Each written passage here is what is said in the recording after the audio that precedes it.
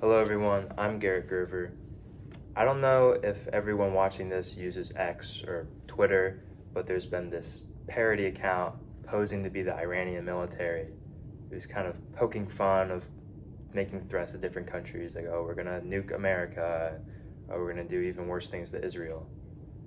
And while this can be seen as like some meta-modern sense of humor, it's been very damning to legitimate conversations around politics, both online and in person. I've talked to multiple people who thought these were real, and they were very stressed out about it, very scared, and rightfully so. However, this is just fake news that there was no attempt made to differentiate that between legitimate news. And so here I want to emphasize how the American public values truth, how social media companies don't, and how then that makes the government responsible for solving this issue of false information online. First, I want to reference a Roper Center at Cornell University article in 2018 titled Responsibility, Overconfidence, and Intervention Efforts in the Age of Fake News.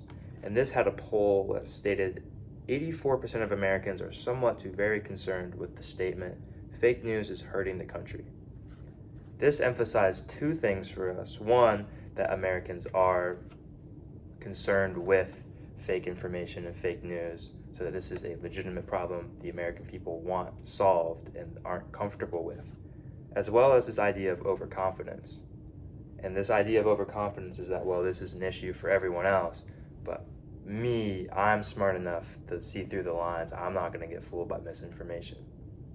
And so this creates a dynamic where individuals don't feel the need to be as repulsed or as activist about fake news because it's not a problem for their lives, but they do think it's a problem outstanding. So this might contribute to why models where it relies on the public to differentiate fake news and legitimate news might not work because people are overconfident. However, this does establish that the American people are weary of fake news and do want false information to stop being spread. So now you would think that companies, if their interests align with the good of the people, as a capitalist model would suggest they're inclined to do, then they should limit fake news. However, I have plenty of articles that suggest this is not the case. The New York Times article from 2025, how social media companies be responsible for fact-checking their sites. And this talks about how Meta, formerly known as Facebook, is now adopting this X or Twitter model of community notes, which is very public-driven and having users differentiate and attest to claims that may be false. As I've mentioned before, overconfidence is an issue that might limit the effectiveness of this issue, as well as obviously it takes time to have everyday people look into these claims, and so it might be hours before there's a community note posted by which the rumors already been spread and it's too late. There's also a Pew Research article from 2022, mixed views about social media companies using algorithms to find false information. This kind of goes hand in hand with the first article, where Meta was moving away from an algorithmic approach where they use algorithms to find fake news and flag it. I believe companies like Meta are using kind of fear around newer technologies like AI and just general like algorithms and such. People trust people, and so I believe companies are using this to kind of absolve themselves from any moral obligation to solve the issue.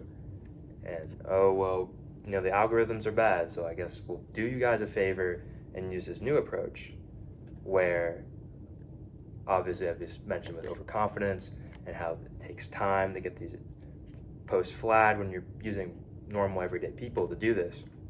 It's going to take time, it's not effective, and it should really fall on the companies to do this.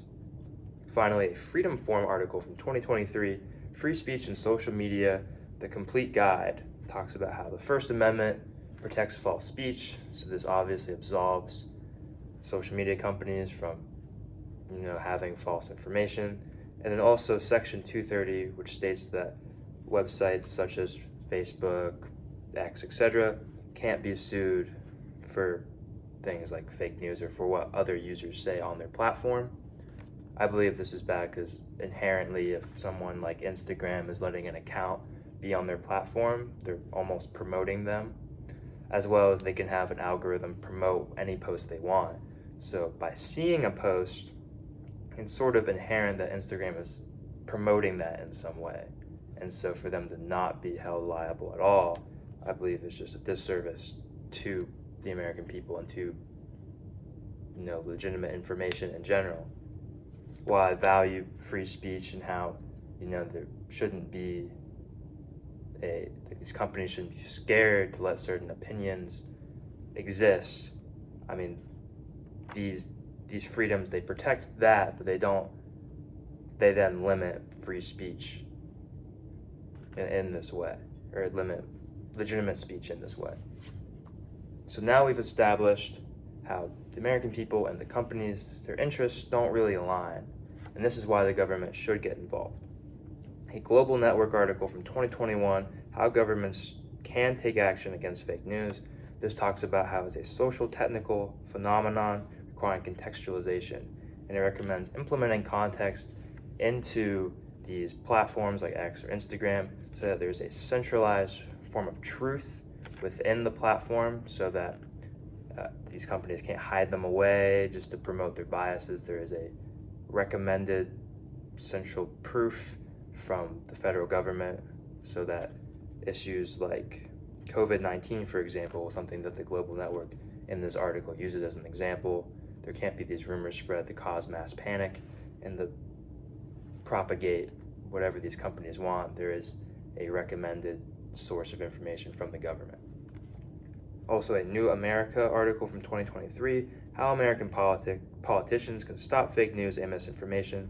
This emphasizes how the inherent culture or structure of politics has created this us versus them dynamic, and how politicians really need to use their status to better the country in this way, and that if they can stop this clash and this division, it can limit the effectiveness of misinformation and how it can divide people and how it can fearmonger and so on, and so that misinformation won't be seen as often because it won't be as beneficial for individuals or corporations, etc. So now we've established how the American people don't like misinformation, they want it gone. These companies are kind of absolving themselves from any obligation to that, and that's why the government should get involved to settle the score and to give the American people what they want, because the corporations don't seem invested in this. I believe the inherent idea that private companies can limit speech and dictate what can be seen and isn't is really dangerous, and I believe the government as a centralized version of truth to kind of create a safe haven for forums and political talks is going to be really beneficial for any conversations you're having, whether it be political or just with your friends or whoever or whatever in the 21st century. Thank you.